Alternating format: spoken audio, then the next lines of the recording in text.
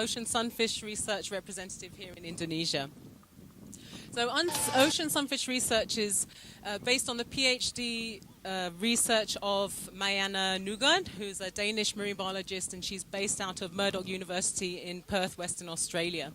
Her PhD was actually spans Indonesia, New Zealand and Australia, but her fieldwork was based here in Indonesia only. So she was staying over in Nusa Lembongan, which is part of the Nusa Penida Islands. If you know where they are, maybe you can just about see them over there actually, so they're over in the distance. And the reason that she was there was because we have what's called an Ocean Sunfish season, or a molar season for any divers out there. It's called the molar season, and it happens every year and usually kicks in around about August until October. So she was here for three consecutive molar seasons for her fieldwork. So for this talk, I'm going to talk to you a little bit about what she did over in Lembongan for her fieldwork, for her research, and also about the ongoing projects that develop from her research that I'm carrying on here in Bali. And I will also then talk a little bit about how this is even relevant for today. So today the theme for Ocean Day is plastic, ocean debris and plastic solutions. So solution for plastic pollution. So yeah, how this is all relevant. So I guess before I go on any more about the research, can talk to you a little bit about what a sunfish is. So a sunfish is the heaviest bony fish in the world, and when I say the heaviest, they can weigh up to 2 tons. And to give you some perspective, you can see there's one example of an unfortunate sunfish here, fully grown next to an average sized human being. It's pretty large. So they can weigh up to 2 tons and also grow up to 3 meters in length this way, and over 4 meters from fin tip to fin tip. So really huge. They're also, one of the other records that they have is they are an invertebrate that has the largest increase in mass from larvae to adult. So they actually increase their mass 60 million times as they grow. So it's quite a lot. They start off as a minuscule larvae, about 1 millimeter across. They're also one of the most recent fish in the ocean, which is quite surprising since they look like some kind of prehistoric beast that's coming up from the abyss. But they're actually one of the most recent, most well adapted to their lifestyle. They appeared around about 50 million years ago compared to the first fish, which is over 500 million years ago. So their lifestyle is based mainly in the open ocean. So they're open ocean faring fish. So that means we don't really see them much as human land dwellers. They're seen a lot. They're caught a lot as bycatch, so they're seen a lot in the fisheries industry. But for the general, normal human being, we don't see them very much. So they appear pretty elusive to us. But having said that, there are some places in the world where we can see them, and in their natural environment. And one of those places is here in Bali. So that's one of the reasons why Bali is so special, and one of the reasons why it's such a huge pull. Bali is such a huge draw for divers. Yeah, because it's one of the few places in the world that you can see them as a recreational diver. So there are 5 species of sunfish now that are now officially described. Some of you may have heard of mola mola. This is probably the name that is most commonly known. And we also have Mola alexandrini. This is a fish that until last year was known as Mola ramsay, but since then the name has changed and it's called Mola alexandrini.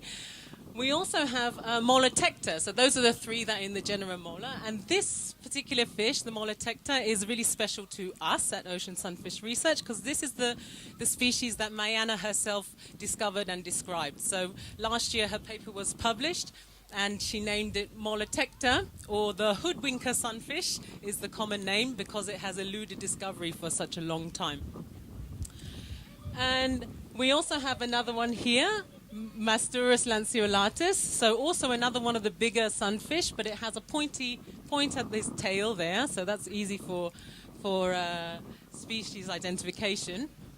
And then we have another one here called Ranzania laevis. And this one is very different compared to the other fish in the sense that it doesn't grow so big. So it only grows to about 1 meter in length compared to the others, which can be the 3 meter fish.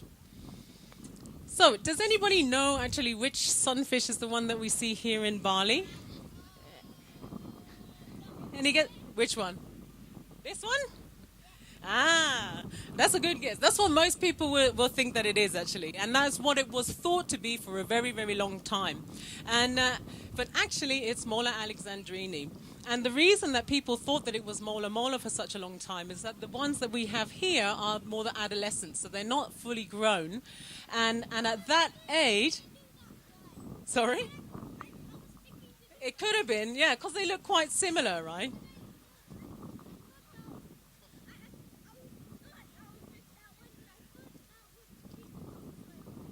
Ah, well, you should have gone with your gut. So,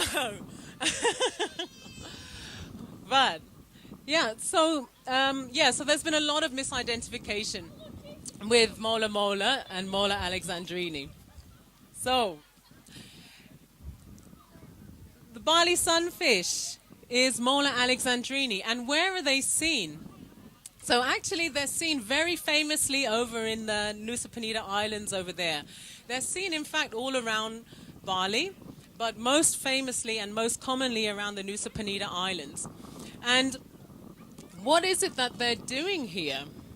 Well, nobody knows really 100% for sure what is it exactly that brings them here every year, and in so predictably as well.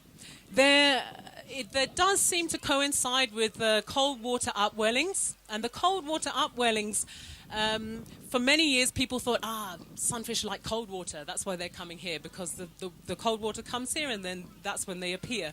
But actually, if you look at the data, it appears that they don't actually enjoy the cold water, but the cold water is where they can find their food. So they're hunting, going down, doing this yo-yo diving, getting their food, and then they're coming up close to the surface or coming up to around about 27 degrees. It seems to be their preferred temperature if possible, and warming up, getting ready to go back down again. So we think that maybe one theory is that they're coming here because the cold water brings the more of their food source closer up to the surface, so they don't have to dive down so deep to get it. And as divers, what we see them doing on the reef is being cleaned. So you can see here we have the fish, and then we have other smaller fish cleaning them. So there are many different kinds of species that clean the sunfish here.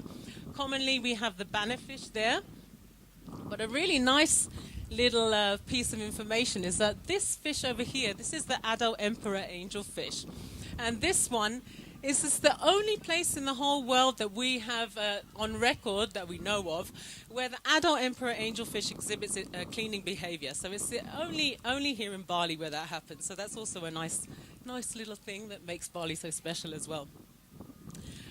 So they're here to be clean. And is it a big deal for the sunfish to be cleaned? Well, actually, yes, because as you can imagine, for any organism, any creature, to be clean is important for your sort of your general health. And for the sunfish, because their lifestyle is generally out in the open ocean, they don't have that much opportunity to meet cleaner fish or to get clean. And here in Bali, you can see we have many of them. So when they come here, they can really have a good session, and they have all the cleaner fish coming and having a good go, and giving them a nice spa treatment. And you can see the position that they're taking as well. So the sunfish kind of laying back with their face up to the surface of the water. They roll their eyes back in their head and they go into this kind of trance. And so for a diver, it's such a privilege to be able to witness something like this, because they're there, they're exhibiting their natural behavior. They're here because it's part of their life cycle. And it's really beautiful to be able to see something like this. And a real privilege. A privilege to see the sunfish, a privilege to see them exhibiting their natural behavior, and also to see all the other things that we have down there on the reefs here. You know, the reefs in Bali are so extremely diverse. They have a lot of life there, very healthy. And of course, the sunfish with their weird shape, they're a real gem for underwater photographers as well, who love all these like silhouettes. And if we're lucky, we get lots of sunfish coming in at the same time as well. So it's a really quite a privilege to be able to witness something like that. So this can be your experience, something very, very tranquil and serene. But unfortunately, there's also times when this is the experience under the water. So any of you who are divers around here and have been diving a lot around in the sunfish season will know that this isn't as uncommon as we would hope, although it's getting less, thankfully. But you can see here, it's a slightly more chaotic kind of environment. There's lots of bubbles, the wall of bubbles that are coming out into the blue as well. The sunfish is not in cleaning position, and there's not a cleaner fish to be seen. So when Marianne saw this kind of activity, the question that sparked off in her head was, okay, so what exactly does this kind of behavior and what this kind of pressure have on the individual sunfish? So is it going to affect the individual at all? And if it does, then that leads on to the question, how does it affect the rest of the population? And then that question leads on to, what kind of a population are they, in fact? Are they a local population, or are they a transient population? And of course, if they're a local population, then any environmental pressures are going to affect them much more strongly. They're going to be much more vulnerable to those kind of pressures. And then when you ask that question, you're like, okay, whether they're a local population or whether they're a transient population, then where are they the rest of the time? So if they're a local population and they're here all year round, where are they when it's not the sunfish season? Are they just around the same area and deeper and further away? And if they're transient, then where are they coming from and where are they going and why are they stopping off here? So lots and lots of questions that come from this.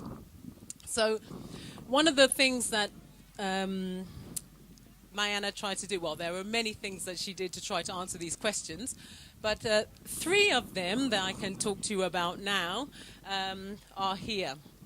So during her field work over in Nusa Lembongan, she did a tagging project, and she was able to luckily secure 8 satellite tags, so the very expensive but highly accurate satellite tags, which she was able to deploy on 8 individual fish and monitor them to see over a period of time where they're going. Yeah, so very highly accurate data coming from there, extremely interesting. The other thing that she started way back in 2013 was individual sighting study. So this one we call now the photo catalogue. And this one was looking at individual sunfish and looking at the patterns on their side. So you can see here, vaguely, that a sunfish has lots of different spots on the side of their body. And those are kind of like a fingerprint, in the same way that manta rays have the marks on their bellies, or whale sharks having the spots on their sides, and many different kinds of animals have kinds of markings which are like a fingerprint. And you can recognize individuals. So this one started to have a look at, okay, can we tell individuals, and how often do these individuals come back to clean? Do they come back very often during the day or in the season, and do they come back year by year? So this was one of the ways we tried to understand something about the population through identifying individuals. The last one, this one is called the seasonality study, or now we call it the molar log. This is a daily dive log. So this was where we were getting involved with other dive centers and asking the dive centers to give us daily records of their dives. So this was much more about, this is takes much more of a commitment. This is a dedication by the dive centres, and we appreciate everybody who gets involved with this one, because it is something that we need every day, because it becomes a statistical study. So we're looking at, okay, how many dives does it take in order to see a sunfish? And you need to take into consideration the seasonality of the dive industry, because you don't want to then say, oh, we saw so many sunfish today, but you have 20 times more people in the water. And also, you also have times when the sunfish are not around, so it's quite difficult to keep people inspired to keep giving their data every day when you're not actually noticing a sunfish.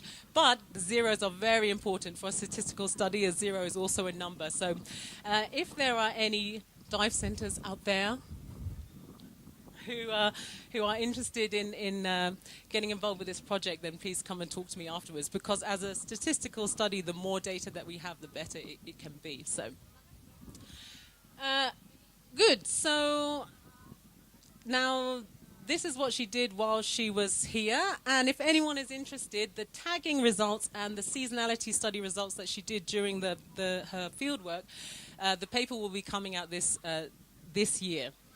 So if anyone who's interested in that, the results, I know you've been waiting very patiently, but the results will be coming out soon. And these two here, these are the ones that I'm carrying on as well. So these are now part of a citizen science project. So the photo identification and the molar log are still ongoing now here in Bali.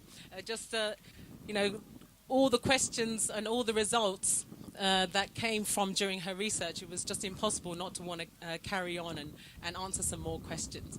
So these last two we refer to as the Bali Sunfish project. So this is now ongoing here in Bali.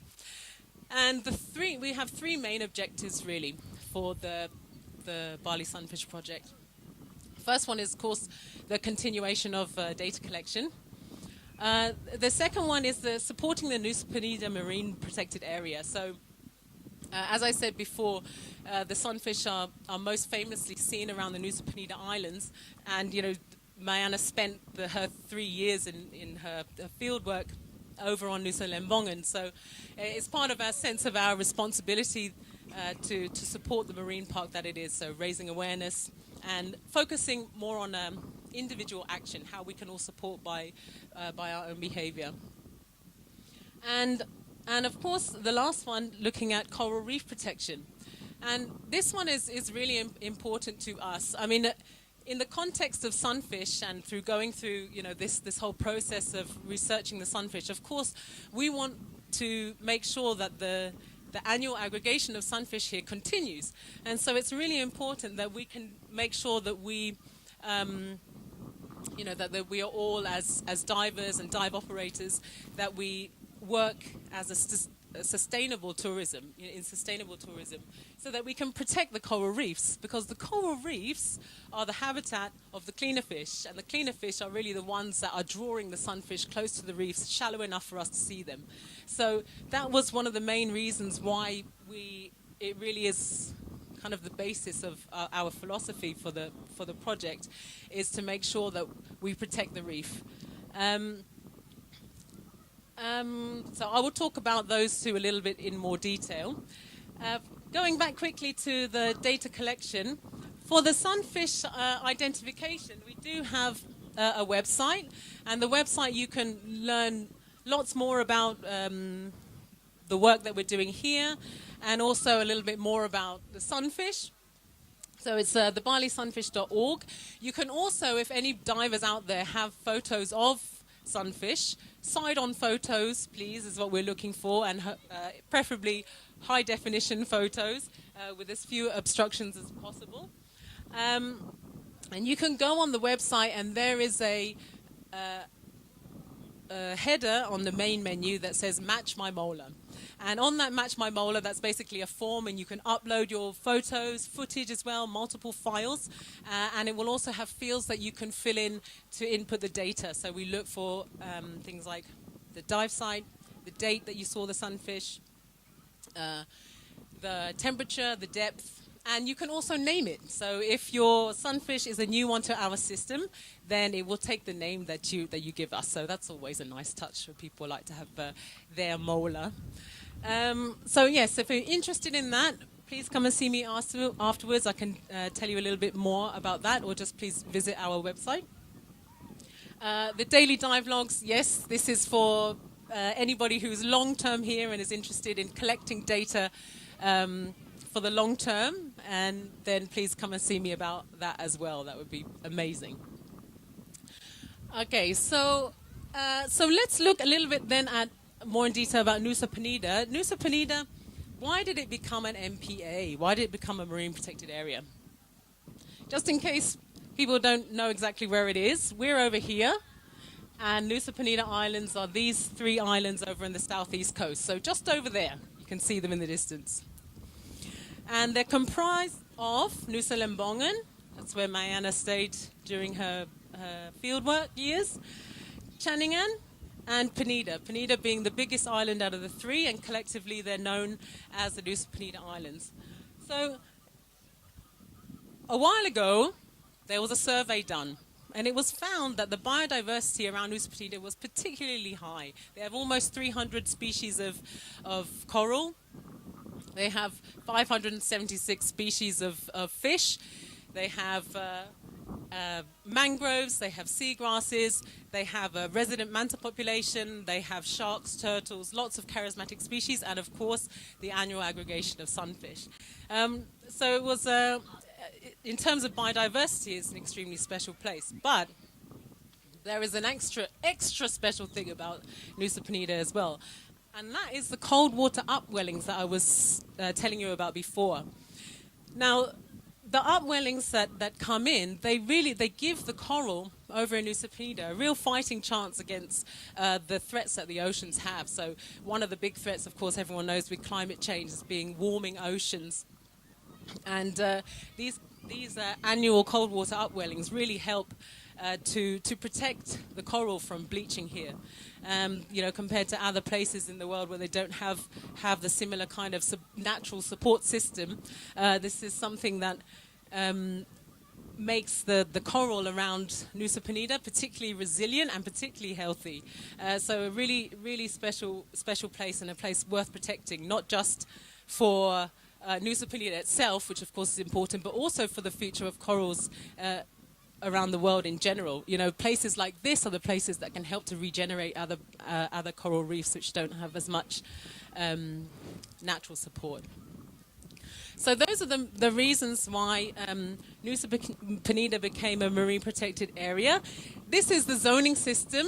I'm not going to go into exactly what all these zoning systems mean. If anyone is interested in learning more about the marine protected area, then you can find the Coral Triangle Centre. If anybody knows the Coral Triangle Centre, you can get in touch with them. They were the marine conservation NGO that helped to develop this area, worked a lot with local government to deal with them. They also work a lot with Genius Cafe, so please you can ask them to if you want to know more about that.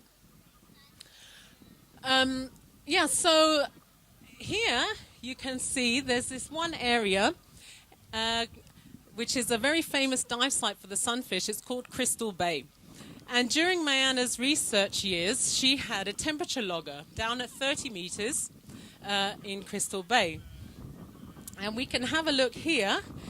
This is a little snippet of the temperatures that she got back in 2013. And you can see it started in August and it ends here in February. And you can see in August we're already in the molar season. So we're already getting that cold water is already coming in quite a lot. And you can see just how much it oscillates in the area. It's going up and down so often and going really, really down low. So temperatures here, 29 degrees Celsius at the top, and then down to 17 is very common, even down to 16 degrees. So you can see during the molar season, the temperatures are really fluctuating massively.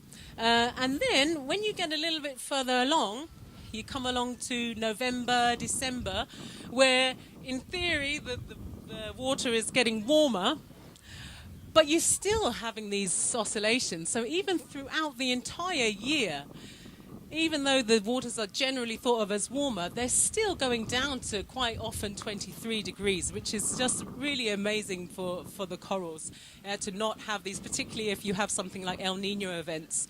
They're really protected by these temperature oscillations. So we're very lucky.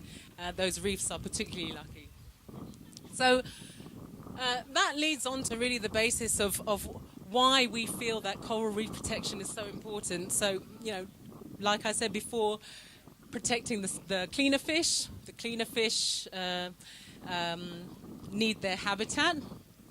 And the coral reefs around Nusa Penida are their home. And if they have their home, then it means that we can sustain the annual aggregation of sunfish coming here, which is great for us. But it's also, to highlight the fact that Nusa Penida reefs are really very special, not just in themselves, but also for the future of coral reefs. And coral reefs are the foundation of life in the ocean, and life in the ocean is basically supports life on this planet. So pretty fundamental, really. So,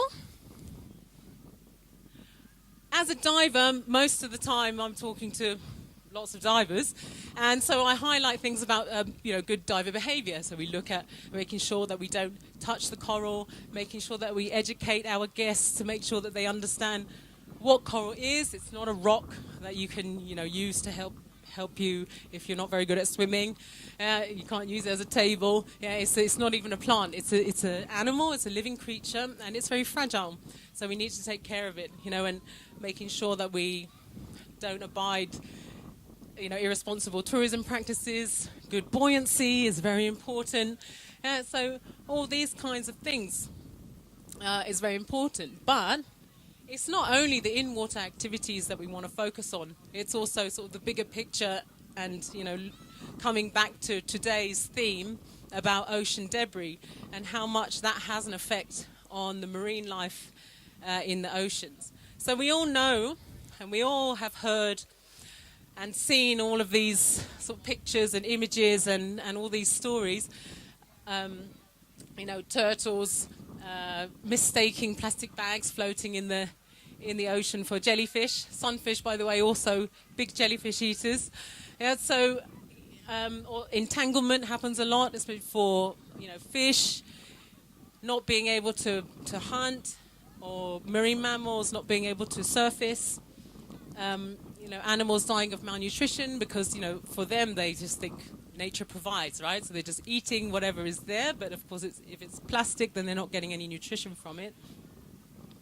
And maybe some of you heard the news of the pilot whale that washed up in Thailand that had 80 plastic bags in its stomach. So, there are so many stories like this, and we all know about, and we all realize what an important thing it is to address this problem of ocean debris. And marine mammals also include the coral. So the coral are also, living organisms.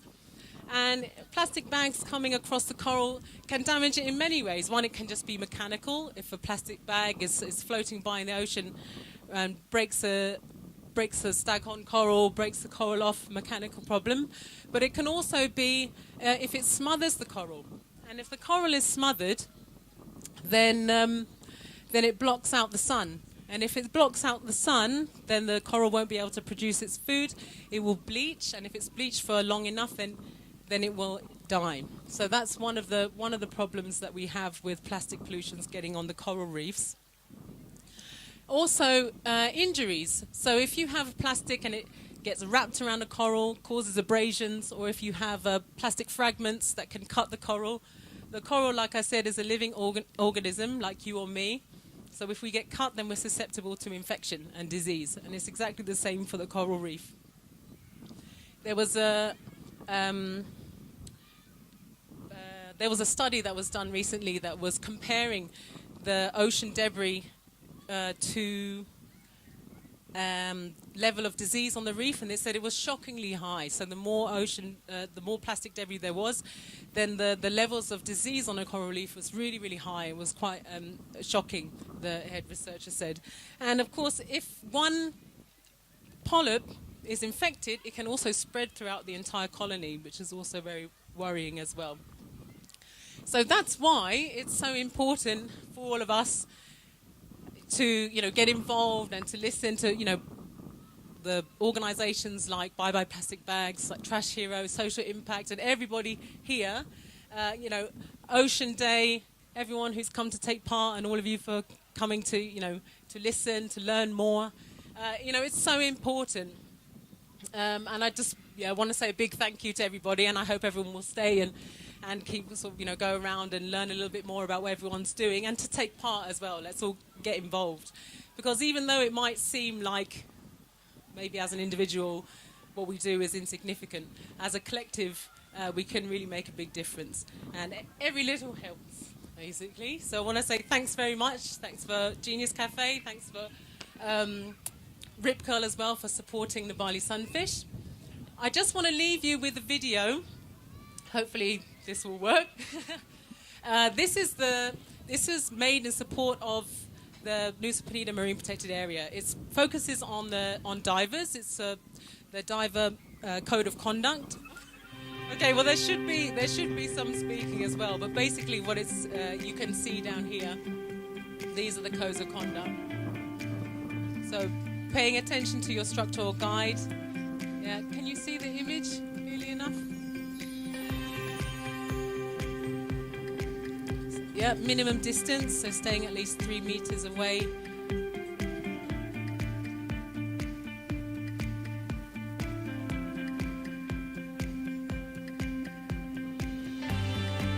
Not to touch anything. That's all.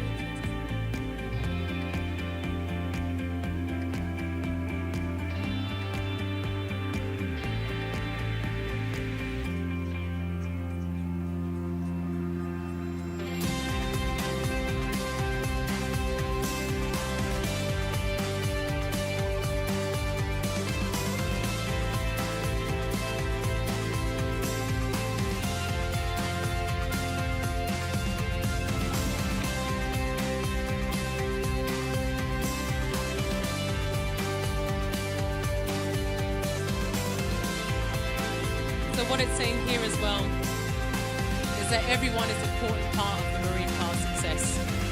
So the way that everyone behaves not only will help to make sure that everything, the animals don't disappear while you're underwater, but also other people can see your behavior as well, and they will follow suit. So being a good role model underwater as well is important. So not touching or kicking the hard or soft corals. Not approaching from behind, making sure that you keep a good distance, make sure that you listen to your guide while you're underwater, and not touching anything while you're underwater as well. So all of these things, good diver behavior, being responsible while you're underwater, and respecting the environment that we're going into. So thank you so much for your time. Thank you for listening. Thank you, Jenny. Please give it a round of applause. If you have any questions, please.